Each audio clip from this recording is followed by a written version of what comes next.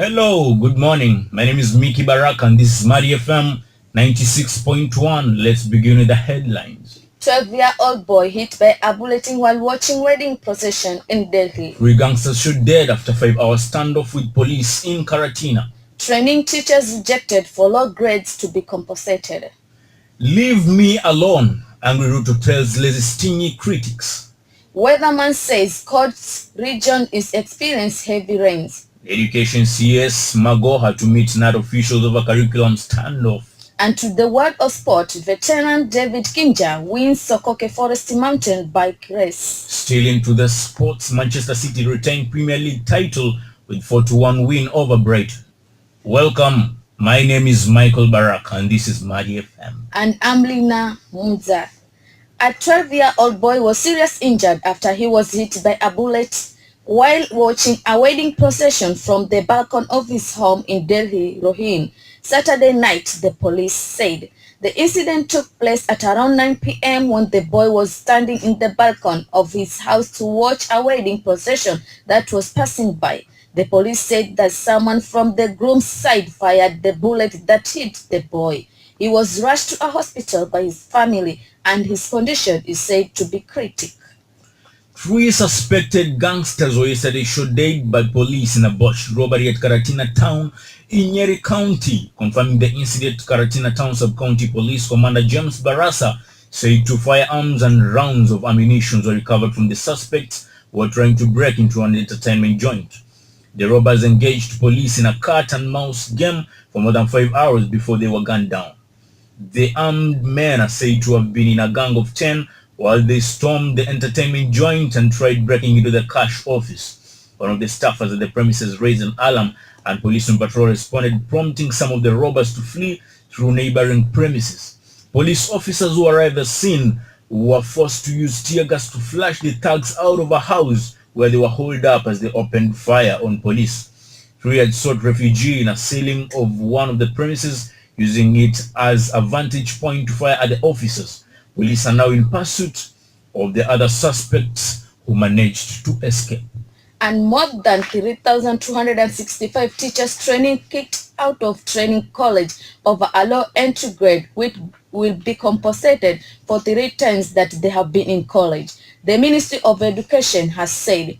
Education Principal Secretary Belion Kipsang on Tuesday told the National Assembly education community that the government will ensure that the students do not suffer loss. We are aware of the unfortunate situation that these students have found themselves in. We will all we can to ensure that these students do not suffer loss, said Dr. Kipsang. He said the students have been affected following an agreement between the Ministry of Education and the Teachers Service Commission (TSC) to withdraw a circular that had lowered the teaching college grade to C- for the diploma and D+ for the certificate.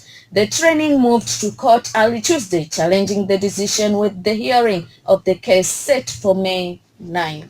Into the world of politics. Leave me alone. Those were Deputy President William Ruto's words towards critics during a fundraiser ceremony in Wajir County. Ruto said those criticizing him should instead focus on development projects instead of succession politics.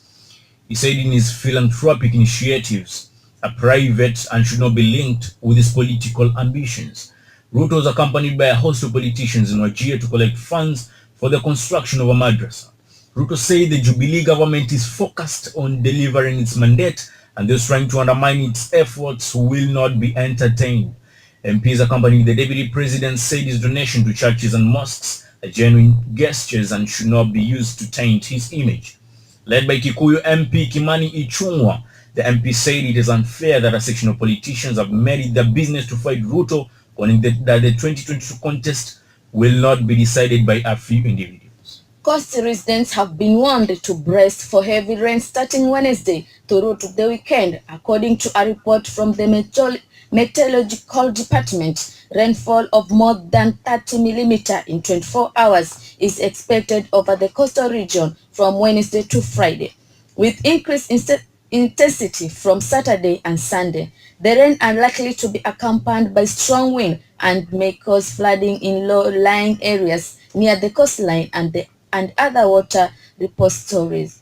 The weatherman has urged residents of Kwale, Kilifi, Mombasa, Lamu, Taita Taveta, and some parts of Tana River to be on lookout for flash floods. The residents have also been cautioned against driving, wading, or walking through fast-moving rainwater.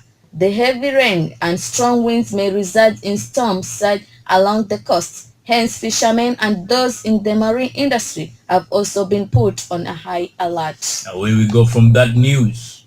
A meeting between Education Cabinet Secretary Professor George Magoha and Kenya National Union of Teachers officials, commonly known as M.A.T.I, has scheduled for Tuesday next week in a bid to end ongoing wrangles in the education sector. The meeting aims at ending the tussle over the implementation of the new competency-based curriculum, mostly known as CBC. Speaking in Bomet on Saturday, NAT Secretary General Wilson Sossion said the union is prepared to engage the Professor Magoha over implementation of the CBC. He insisted that NAT will demand the reinstatement of the 160 teachers who are interdicted for boycotting or disrupting training sessions on the new curriculum.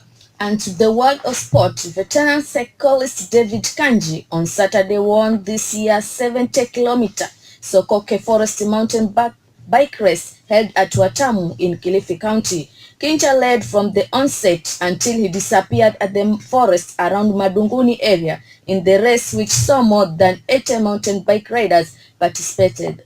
The second edition of the race, which was hosted at Total Bay Resort Hotel and supported by Ocean Sport Beach Resort, is aimed at raising funds for conserving the Mida Creek, Arabuko Sokoke Forest and promote tourism.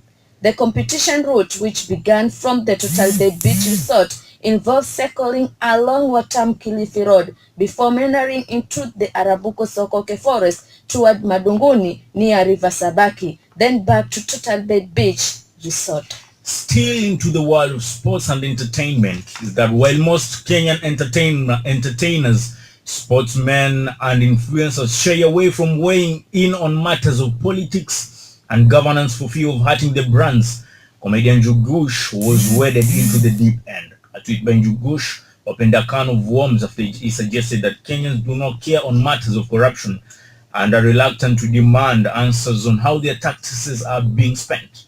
The post was accompanied by an old photo of Elgeyo Marakwet Senator Kipchumba Murkomen having a meal while in the company of two individuals. Some Kenyans were used to Njugush's witty persona were taken aback by the work posts and blasted their comedian for what they say was overstepping. Again, Manchester City retained the Premier League title on Sunday, securing top spot with a 4-1 win at Brighton and Hove Albion on the final day of the season. Manchester City held off a titanic challenge from Liverpool to become the first in a decade to retain a Premier League title by coming from behind to beat Brighton at 4-1 on Sunday. Thank you for being with us. My name is M.A.T.I Baraka. And I'm Lina Muza. Thank you for your time. Bye. By staying with us, staying tuned for more.